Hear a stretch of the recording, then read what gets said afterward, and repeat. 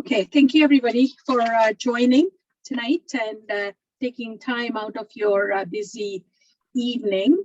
I hope you're all doing very well, and thank you for signing up for this very important Can IBD webinar. Next slide, please. Sajad is taking care of my slides. I will be moderating the webinar. Most of you know who I am. I'm a nurse practitioner working at McMaster Medical Center. Next slide, please. I would like to thank the sponsors of this event and Can IBD, which include AbbVie, Amgen, Takeda, Pfizer, and Viatris. Next slide, please. Most of you know about Can IBD and are members of Can IBD. Can IBD is a community of practice of nurses working across Canada in the field of inflammatory bowel disease. Our story, nurses are a very important part of a multidisciplinary approach to managing patients with IBD. Over 190 licensed nurses across Canada have primary role in IBD care, which includes clinical inpatient, outpatient, telephone advice, rapid access, transition, and biologic support. We started in 2015, and we started from ground up with a vision that we had, and a group of nurses that shared the same vision, and some of whom are online today. We have kept going, and I'm hoping to see the group grow to nurses over 300 here in Canada.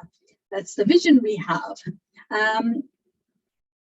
Our vision is to ensure people of all ages living with IBD in Canada receive high quality of nursing care within a multidisciplinary approach. Sometimes I know it's very difficult to get that, especially with resources that are not available to hire nurses.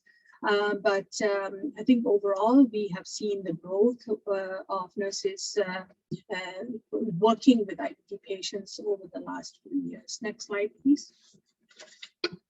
Our mission is Can IBD is committed to improve quality of care for patients with IBD, provide support and mentorship for nurses that are working in IBD in Canada, provide and promote learning opportunities for nurses, provide opportunities for network and sharing best practices of nursing across Canada, develop and adopt nursing guidelines, standards, consensus statements for IBD nurses across Canada.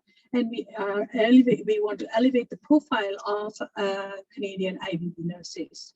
Next slide, please. We are always looking for members to come and help on the committee. If you want to join our main committee, steering committee, or want to join the research subcommittee, please email canibd@crohnandcolitis.ca, especially for the research subcommittee. If you have research question or if you need help in putting together research protocol, we have a number of nurses now across Canada who are doing PhD or our PhD can help with your research question or your protocol or any help that you need in doing the research. Also know that we have a research grant that's available once a year if you're interested in doing research and applying for this grant. Next slide, please. You can get in contact with us with a number of different ways through Crohn's Colitis and Can IBD. We've got a Twitter account as well as canibd@crohnscolitis.ca, and you can sign up to receive our regular newsletter that we send out as frequently as we can. Next slide, please. It gives me a great pleasure to introduce a colleague and the speaker for today, Irina Nistor, who is a nurse practitioner, adult nurse practitioner, and has 17 years of clinical experience in oncology, pain, and GI. She is currently enrolled in the PhD program at Queen's University. She has recently joined Crohn's Colitis Canada as a navigator for the PACE transition program. Before we get Irina online, I'd like you to know that you can put your questions, type in your question in the Q&A chat box, or raise your hands. We will have all the participants looking. You can turn on your videos, and we can have the Q&A session alive in live mode. Welcome, Irina, for your presentation. Thank you. Thank you, Usha. Thank you, everyone, for coming out tonight. I know you have taken time out of your busy lives, and I appreciate it. I am going to be talking today about the incidence, prevalence, and determinants of discomfort in inflammatory bowel disease.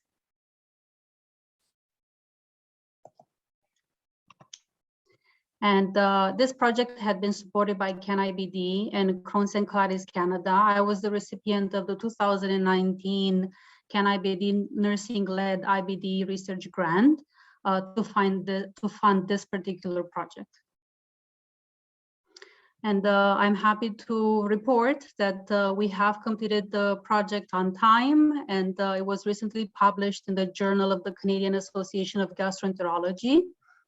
And my team consisted of one of my supervisors, Dr. Rosemary Wilson at Queen's University.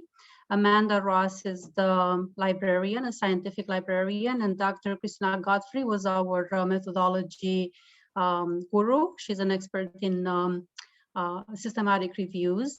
And in order to complete this project successfully, I had to complete a training project through the Joanna Briggs Institute. This was also supported by Queen's University.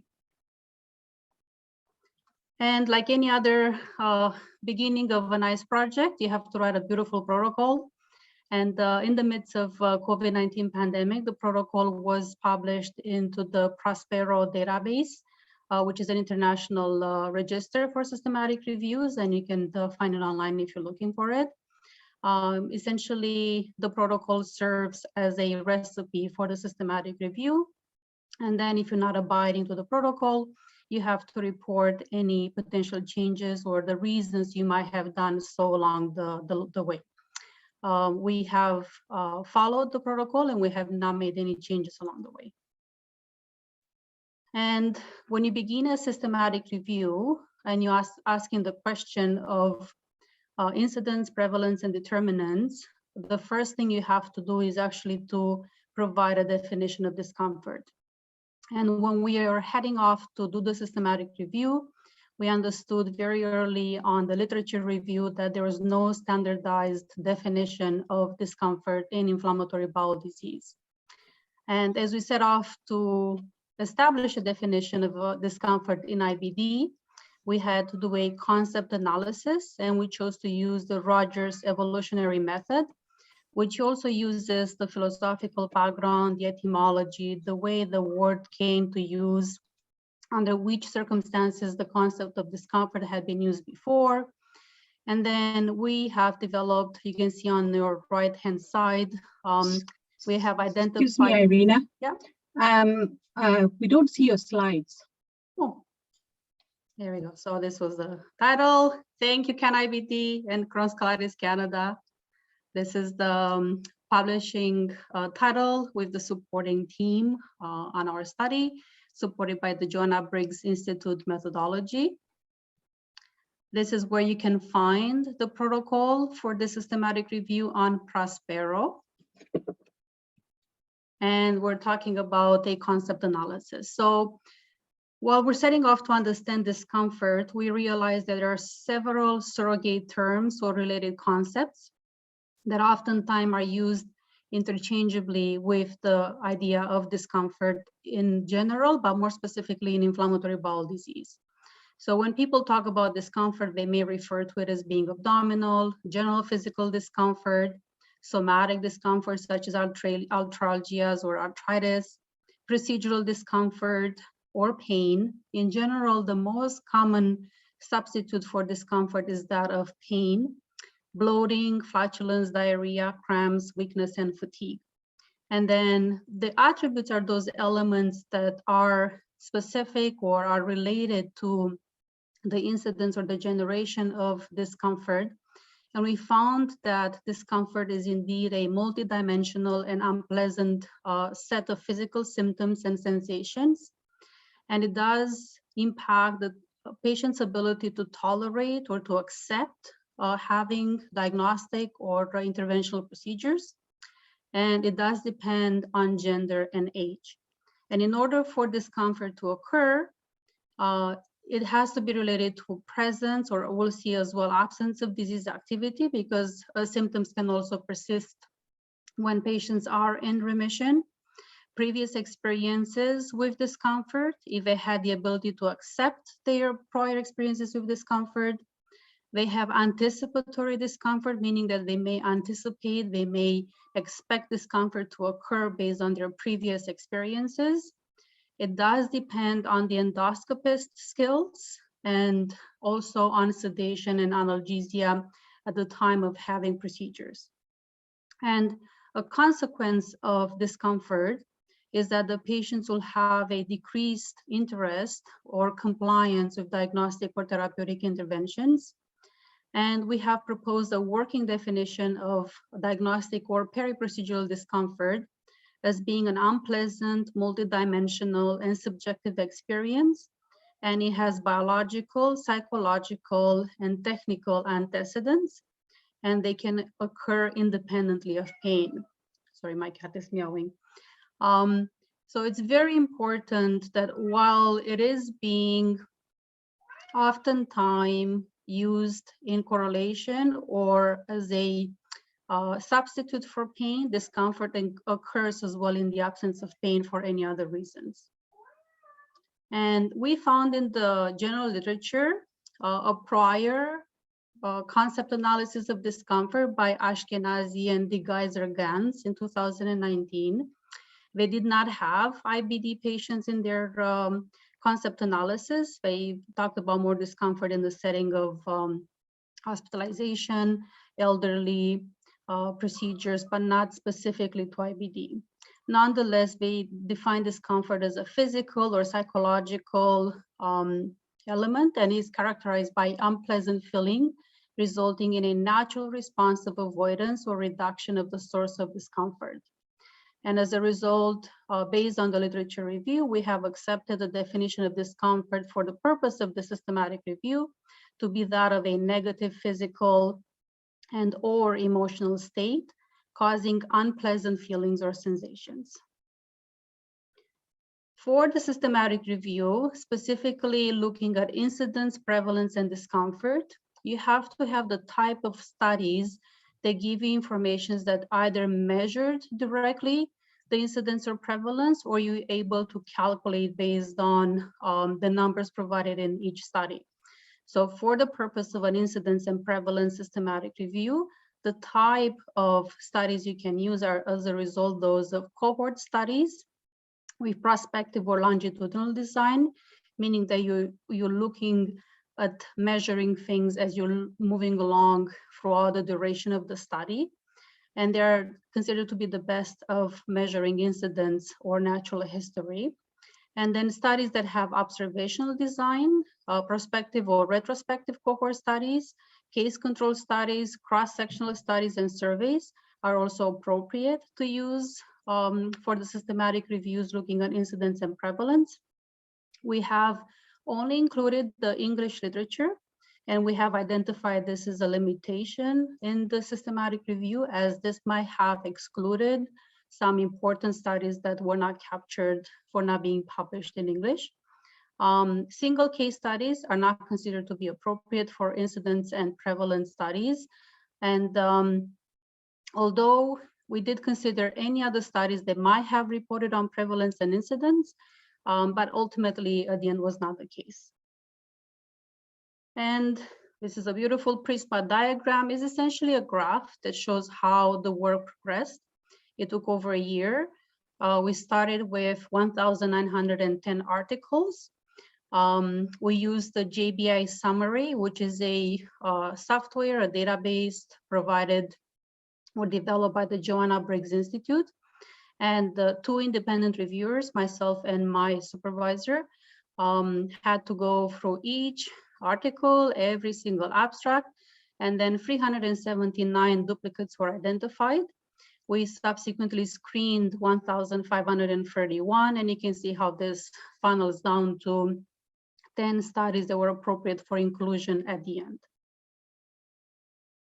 And the findings, when you take the total of all participants in all the included studies, there were 9,384 patients diagnosed with inflammatory bowel disease, out of which 5,067 were those with Crohn's disease and 4,317 with ulcerative colitis.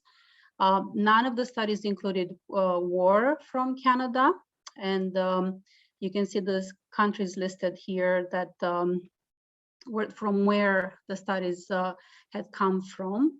And then the sample sizes ranging anywhere between 52 and 2,093 participants.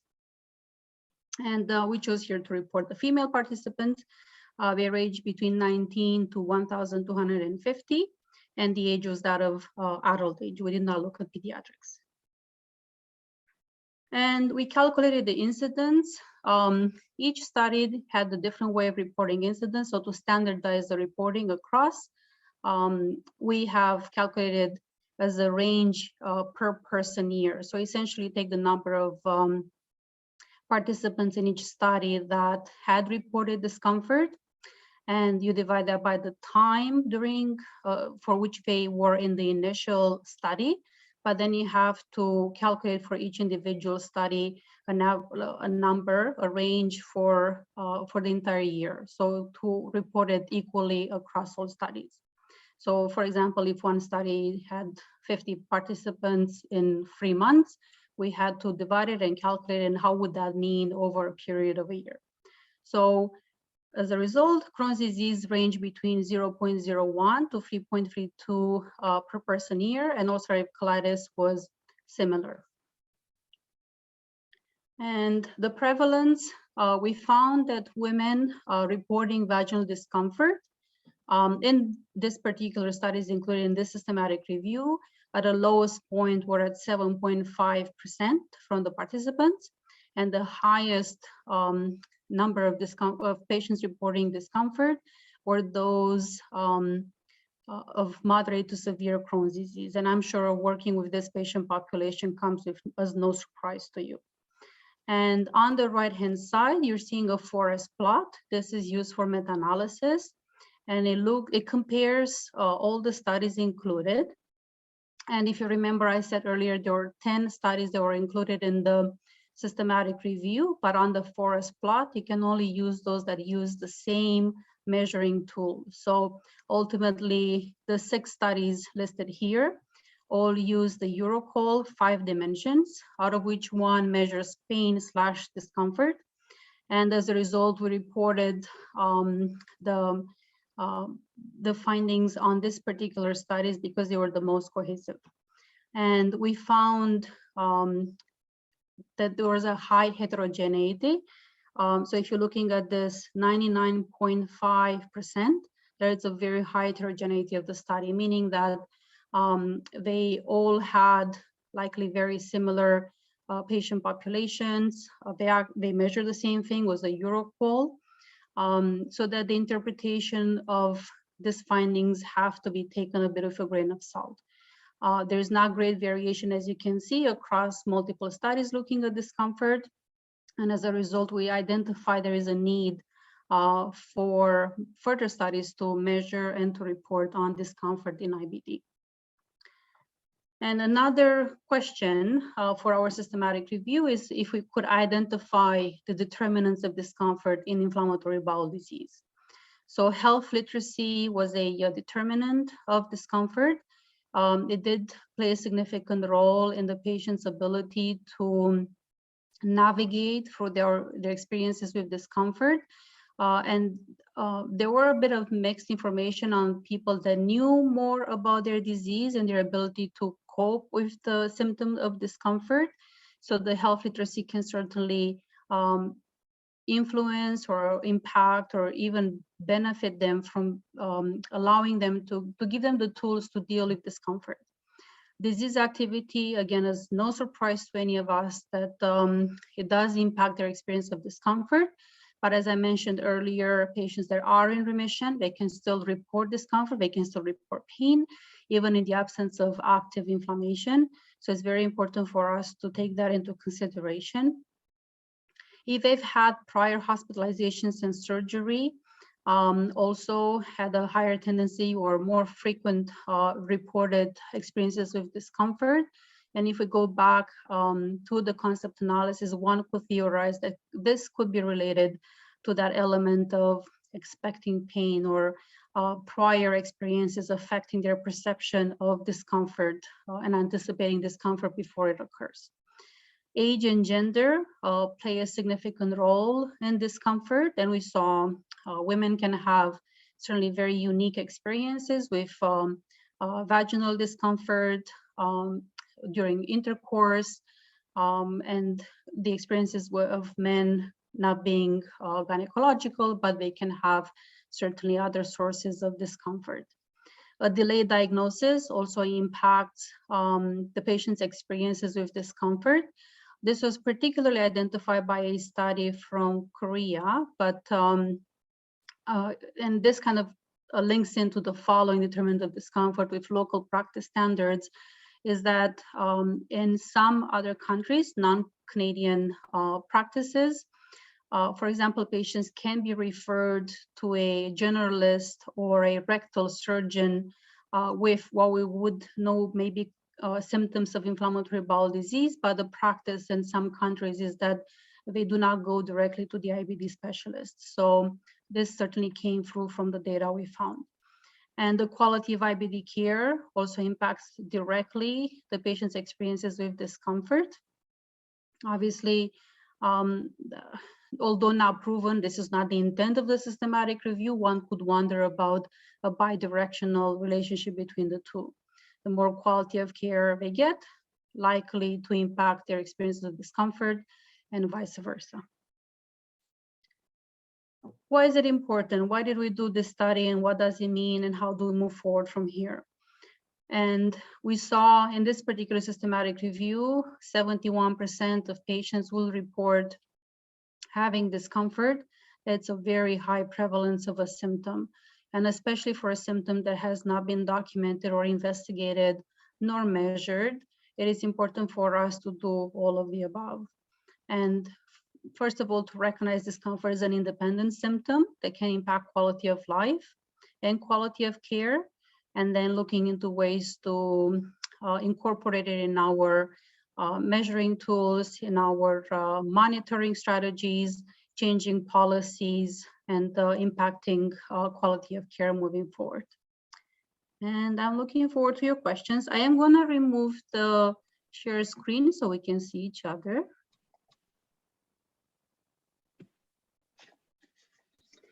Thank you, Irina. This was very interesting. Where do you see the future of your findings go to at the next level? Like, what are you going to be looking at next? For me, I know for a fact that when we are seeing patients, we concentrate a lot on pain, cramping, bloating, distension, but we never talk about discomfort. So that may be something that we have to sort of highlight. Hey, do you have any discomfort? Yes, thank you, Usha. So parallel to this work, so essentially this is all preparatory work for what is actually my thesis. So my thesis looks at the lived experiences of discomfort in women with Crohn's disease. And this is just the foundational work before I went ahead and started a qualitative study. We used a hermeneutic phenomenology approach. So for those who are less familiar with the philosophical approaches or methodologies, is a methodology that specifically investigates lived experiences.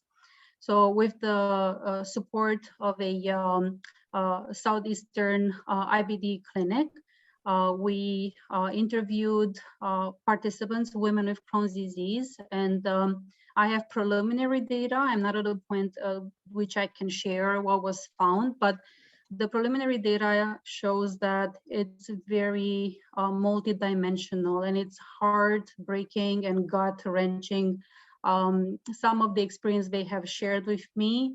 And I know many of them have those conversations with you as nurses, with you as their most trusted caregiver, oftentimes. And this came through my data.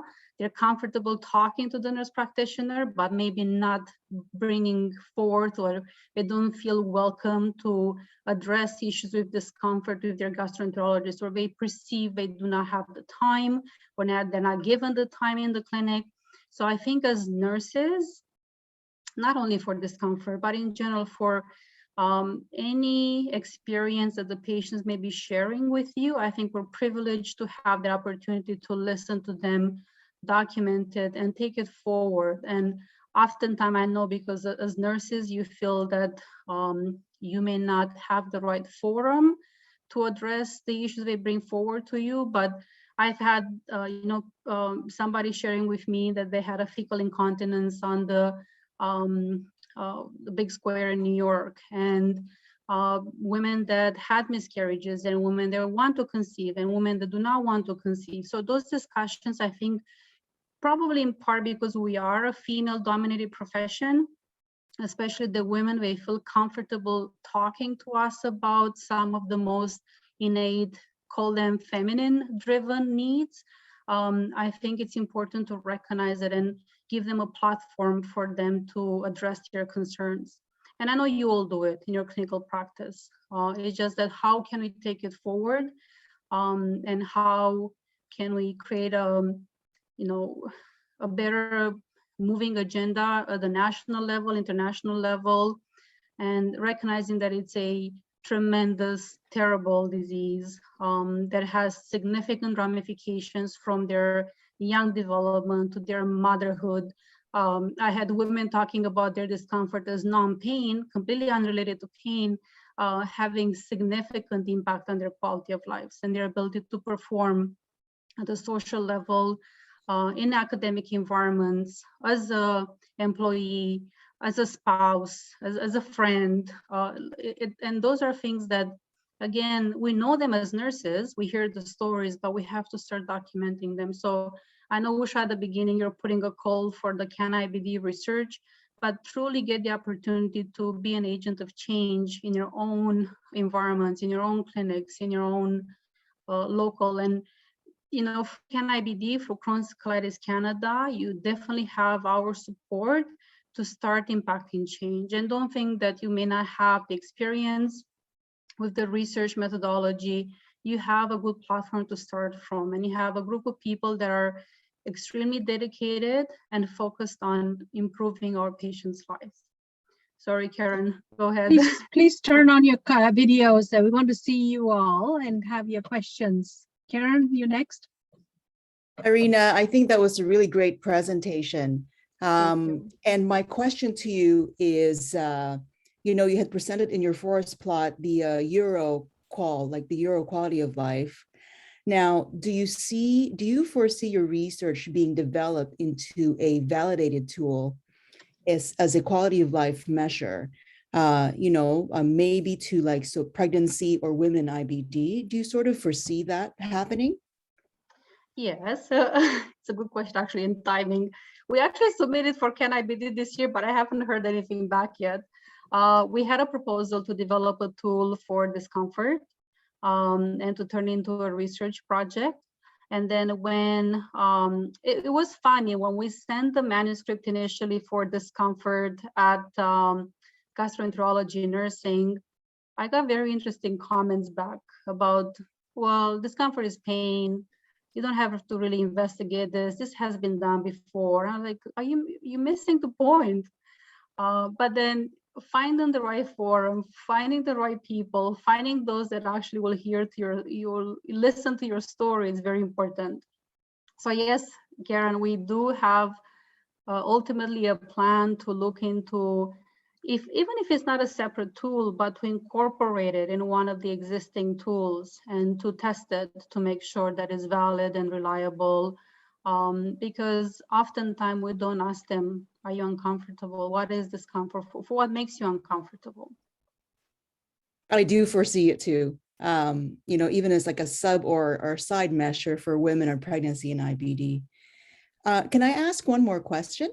Of course. Yeah, so the 7 determinants of discomfort in IBD, that was very interesting. And I think the 7 categories in itself can even be expanded for other nurses or other researchers to look into. Like the one thing I can sort of think of is like the local practice standards. But the one thing I wanted to ask Irina, sort of in your research, were you able to look at socioeconomic status as a determinant, or was that sort of pulled in the same category of health literacy? So when we did the systematic review, you have to work with the data that is existing in their studies, and they each had different research questions. They were measuring different things. So we reported what we found, but on my qualitative study, on the phenomenology study, we're looking at the meaning of discomfort. What does it mean? And I know we're focusing on women with Crohn's, but any of you can take it upon men and ulcerative colitis or whichever variation of that you want to look at. And one of the last questions, my third question in my study is, what are the social determinants of health for discomfort? And again, although I don't have, this was not the intent for tonight, I don't have a preliminary finding presentation, I can tell you that it's related to education, impacts education, or education impacts their perception of discomfort, but more so their discomfort had significantly impacted their ability to complete school. I had a lady who had to finish high school, dragging herself to school. Literally, she wasn't able to climb the stairs to go to classes. And then we have some of them that are very driven. And, I have a nurse practitioner who you can argue that, had put herself through school while having Crohn's disease, as a child. Now she's very, very driven. So you see this dichotomy of people unable to continue and fulfill their dreams. And then you see the people that, despite all this, it's almost like a drive, a reason for them to actually fulfill their dreams. It gives them even more passion. And as a result, what I'm finding is that while I was expecting the meaning of discomfort for them to be a list of things that have tremendously impacted their lifestyle, I'm actually finding the meaning of discomfort for them is gratitude, resilience. They put a very positive spin on all their bad experiences. That's very interesting. Yeah, very interesting. Yeah. So Karen, maybe something like this you can look at for children. Yeah, so I know Irina had mentioned that the pediatric data was not there, but certainly it's something that we can entertain. We didn't look at it. It doesn't mean that it's not there, Karen. Yes, yeah. I mean, there's some data on it for sure. I had a follow-up question, but I don't want to monopolize the session. Why don't you say it, Karen?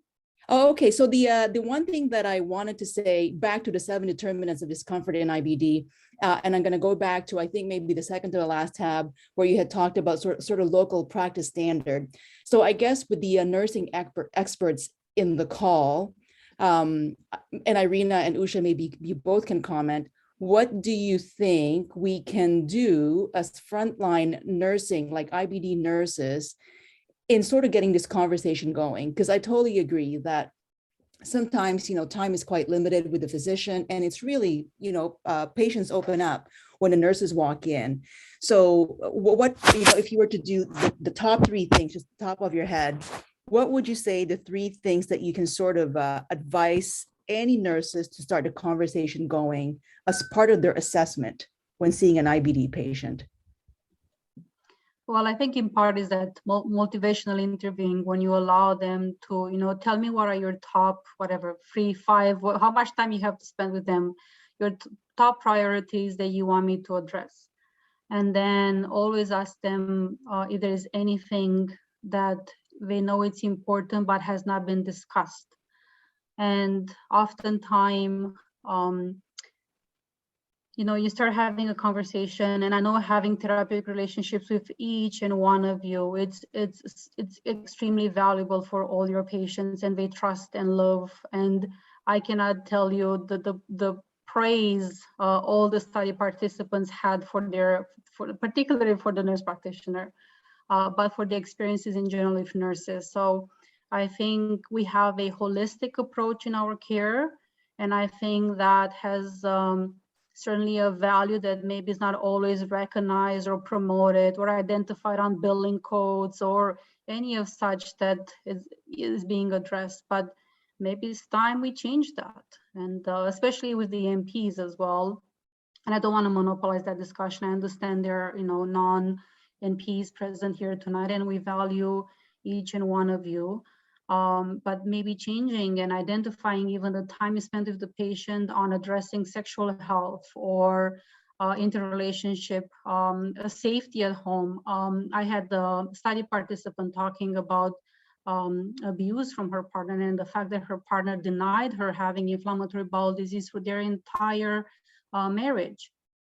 So those are things that I have to say very few physicians will take the time to address any of those.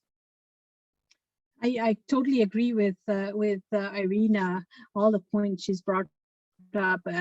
Patients are going to open up to you. It's a relationship that you build, and even young patients, after the transition from pediatrics to adults, once they build up that relationship and you spend that extra time, they're going to open up to you and will call you and discuss symptoms with you, whether you're a registered nurse or just anybody can build up that relationship with that patient so that they value the type of care you're providing for the patients.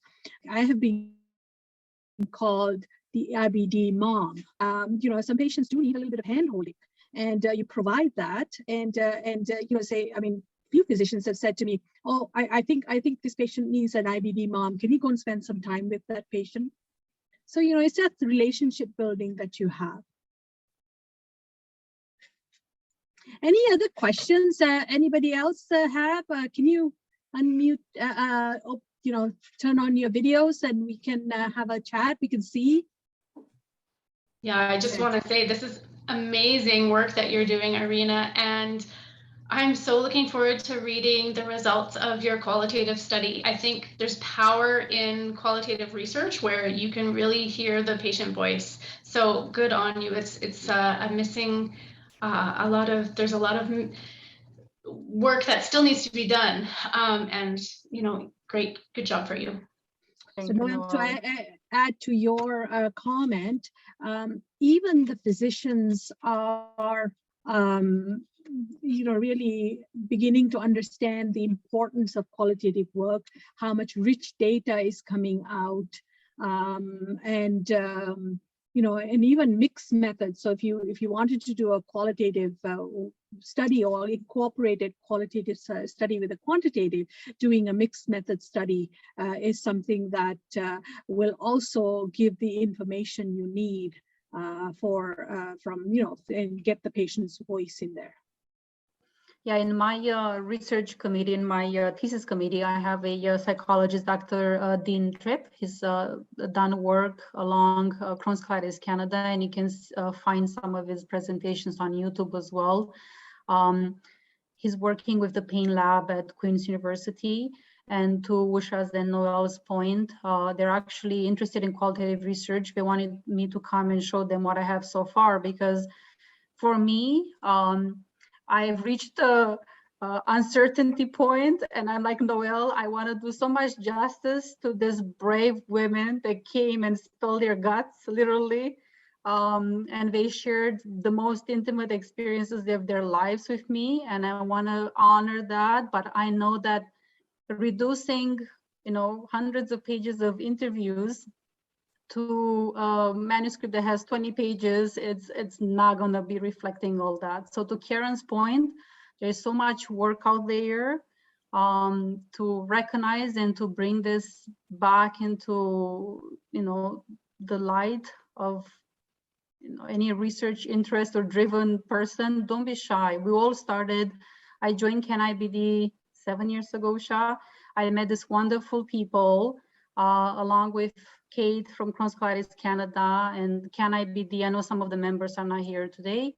And we really learn and help one another, and we learn from one another, and we use each other's strengths and weaknesses to build and to come up with research ideas. And don't be shy. If you have a question, if you have identified a clinical significant issue in your practice setting or national setting, doesn't matter, education, practice, patient care, whatever it may be, come forward and talk to us, and we can help you start a project or navigate through identifying the right people along the way. And we are really a small community, as Usha pointed at the beginning, but we are a strong community. So to add to your research idea, I was just thinking about it as you were speaking. If you've got all that rich data, is there any way you can do themes from it and then publish the themes in separate manuscripts? Because I mean, the data is there for you, and you can just sort of try to figure out how you want to publish that information out there, because rich data like that can be published with respect to getting different aspects of your data that you've gathered. Yeah, so all this work for me is obviously the immediate need was that to graduate. Yeah. So for the purpose of completing the requirements for my thesis, yeah, the phenomenology study is going to be slimmed down, highlighting a few major themes. In phenomenology, we don't use codes, so we don't say so-and-so said the sky is blue. You actually give an anecdote, you tell a story, you give an example of as to why the sky is blue. So as a result, I can see how my 20 pages are going to be consumed by 3, 4, 5 anecdotes, and then the rest of the stories are going to be dissipating in the void. So yes, Usha, to your point, yes, we can use my data, we can use anybody else's data out there, do secondary analysis, and do subsequent studies. And I cheated a little bit. In phenomenology, you're doing everything by hand, or especially my methodology professor absolutely said everything by hand. I am a very spatial thinker person, and I needed to see this data somehow. I needed to graph it, and I'm an algorithm kind of person. I'm a nurse practitioner, so I have to think in algorithms.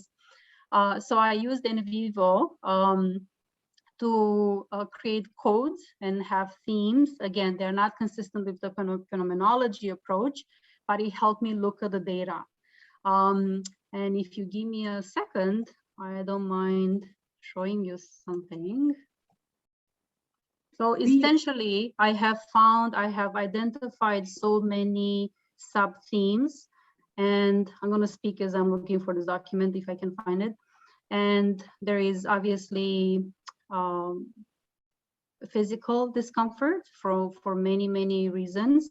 There is psychological discomfort, there is social discomfort, and then we identify different definitions of discomfort. Some participants do identify discomfort as pain, versus others it's a combination of pain and other symptoms, and others will say discomfort for them it's a completely separate experience. So phenomenology also identifies those unique experiences, and although it's not something that you generalize, you do not take this data and say all women with Crohn's disease have psychosocial discomfort, but you use those anecdotes and those examples to show how that particular type of discomfort can occur. But yes, if I don't find it, I'll be happy to share with you guys and from CanIBD or somewhere else, and definitely you'll see when my findings will come out. But I was at a point where I actually had to meet with Dr. Tripp because we had so many sources of psychological discomfort. Then I am not a psychologist, and I'm certainly not diagnosing these women, but I certainly want to do diligence and provide them with appropriate and accurate way of grouping their symptoms with the appropriate diagnosis, if you want, of type of psychological discomfort. It'll also provide an avenue so that they can be treated for the discomfort or whatever condition they have at that time. And I'm sure the psychologists will be able to use that too to provide care from a psychological aspect as well. Yeah, because my concern was for example, you know, you probably came across this often nowadays with the millennials and the younger generation, but anxiety, depression, PTSD sometimes are used very loosely, but they're not necessarily that the patient themselves is known to have those specific diagnoses. So yeah, if the patient tells me, you know, after all this, I had a little bit of PTSD, I know that is not true PTSD, but there's something there, there's a stressor. So I had to make sure that I go back with that type of information to the psychologist and looking into categorizing that type of data. So I can call them symptoms of anxiety or symptoms of depression, but I cannot call it anxiety or depression unless they were actually diagnosed with it. So those are the things that you do as a researcher. You start digging into the data and you pull you know, a lot more information from there. Any other questions, comments? That's wonderful, Research Irina. ideas? I'm just quite impressed with how, just when you were describing the PTSD piece and what relates to that, I'm just appreciating how granular you have to comb through all that you have. So if I wasn't impressed, I'm even more impressed now. So Just when you do it 2 o'clock in the morning, you start combing through the data. Noel, you can speak to that.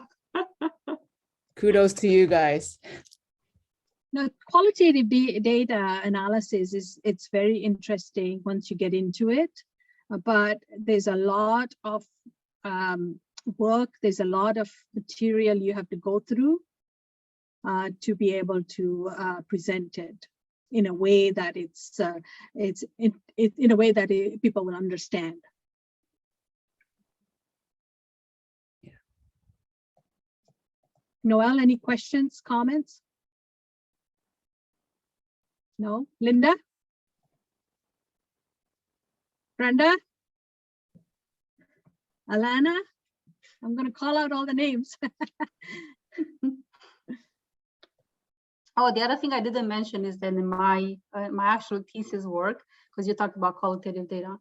So the phenomenology also allows you to have your study participants sending you poems or citations or memes or quotes, anything that is truly representative of their experience of discomfort. And that sometimes, you know, is that true gut-wrenching when you read a quote across. And one of them was really cute because you talked about it being Crohn's ninjas. And I thought, look, this is like, you know, the fighters within the group. I can see that. And it was very fitting with the personality of the study participant that sent me that.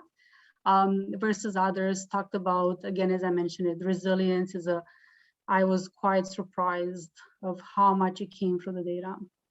Resilience and gratitude and being thankful for the experiences as poorly and unfairly they have been treated along the way, to use that experience to propel them and to make them better people, and for them to want to be volunteers in the community, to want to have people recognize this illness. Is a big dichotomy between IBD and IBS, and how people minimize their symptoms, calling it IBS and not recognizing it's a chronic autoimmune condition. So everything it's deep. I cannot say that discomfort is definitely one of those symptoms that, you know, you brush it off. And pain is pain. We know pain. We know from clinical practice. It's been well studied, well documented. But what is unique about discomfort? It's yet to be determined. So the quotes that you got from patients, or the you know, what they sent you after the fact, do you have a lot of those? I have about 5, and I also had to find my own representation of discomfort, which is a beautiful statue, if I can find it. I would actually like to see a meme. Oh, let me find them. You know, if you guys, You can text it to me later. if you want guys to talk around among themselves yourself for a second, I can pull the study data from my email. Jennifer, do you want to come to the pediatric side? It's fun. I'm kidding. She's the primary care, so she can. There you go. No, I'm not trying to influence your people. Karen, can you see this? Oh, yeah. Yes, yes, yes. Okay. Oh, wow. That's amazing. Yeah, you kind of sit with it there with it, and then makes you teary. That's really nice. Thanks, Irina. Thank Yeah, you. it's so yes, I feel honored. Honestly, it's you know, many of you have been doing this for a lot longer than I've done, and some of you are newer to the field of IBD. It's very, very rewarding. Thank you, Jennifer, for your comments. Any other questions, comments, suggestions? So if nobody has any comments, I'd like to thank everybody for attending. And thank you, Irina, for presenting this important work that I'm hoping to see more from you, because this is very important work that you have done. I mean, I did a mixed method study, and we recently published a journal article on living with IBD. And that was part of a study we did looking at telephone versus clinic follow-up. And we did interviews. And from there, we felt there was enough information we gathered from patients to do a manuscript on its own, or publication on its own. And, you know, it's a lot of rich data from patients that you get. And these were 8 patients that sort of gave us information about what it was like for them to live with IBD and the diagnosis and everything. And that just published just last 2-3 months ago. Yeah, no, they certainly want us to have a forum. I mean, I know you, we highlighted the ongoing research for Can IBD at the conference. Even for people that can exchange ideas or kind of to start getting that research bud growing a little bit more than it is now. Now it's a bit silos. I know many of you have wonderful ideas. Many of you will go on to have, you know, to create and to generate significant research studies in Canada in your future. And I encourage you to start somewhere. We all started for the first study I did was with a physician group. I just had the interest. I helped them along getting the data collection, understanding a little bit better the process. Yes, I mean, I am at the point now that I'm doing this formally for education, but I also know nurses that write and publish, and they do not have necessarily advanced education or advanced practice knowledge, but they're very good writers. And they present wonderful ideas in very different specialties, so don't be shy. Noel, do you want to say anything about what your ideas are? You wanted to showcase what nurses are doing in Saskatoon? You put me on the spot. No pressure, Noel. You know, yes, I was lucky enough to receive Can IBD research funding as well, similar to Irina and Usha and others. And we're looking at IBD in older adults. So we did a mixed method study, and everything is preliminary, but we'll be having a manuscript written in the spring. So yeah, it's, you know, it's exciting work. It's fulfilling to be able to share that patient voice is my passion, to really promote the quality of life and individuals living well with their illness, and also to promote the wonderful work that IBD nurses do as well, because you are absolutely, you know, as IBD nurses, you are loved by the patients, so and cherished by the patients, and you are an integral part of that. So it's, yeah, it's such important work. Thank you, Kate, for your comments. She's saying suggestions create an idea platform that nurses can contribute to anything. Some inspirational quotes that come in mind. Great. I was talking to myself.